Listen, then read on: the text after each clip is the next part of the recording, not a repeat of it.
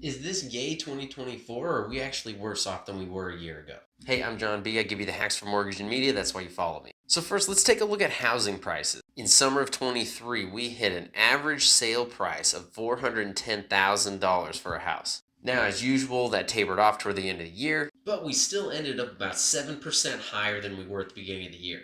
Now, it's a different story for home inventory. It has been worse than bleak all year, and we saw a crazy decrease in supply over the spring. That came back up over the latter half of the year, but we still ended up basically flat. And nationally, we have about a 3.5 month supply, which is way under what we need. Now, here's probably the best news we had all year.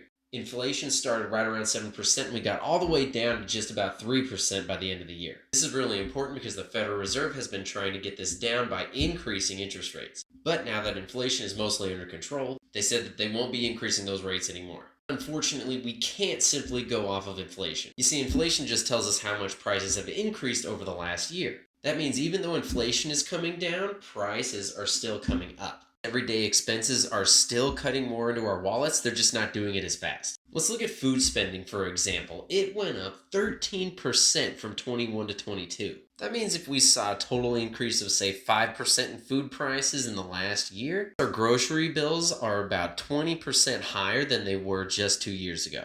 So even though those prices aren't going up quite as quickly as they had been, like I said, the damage is done and we're still trying to catch up. Something else we need to be talking about is the household debt that we're seeing. We saw our total debt increase by about 13% year over year. That means there's a bigger chance for more of us to fall behind in 2024.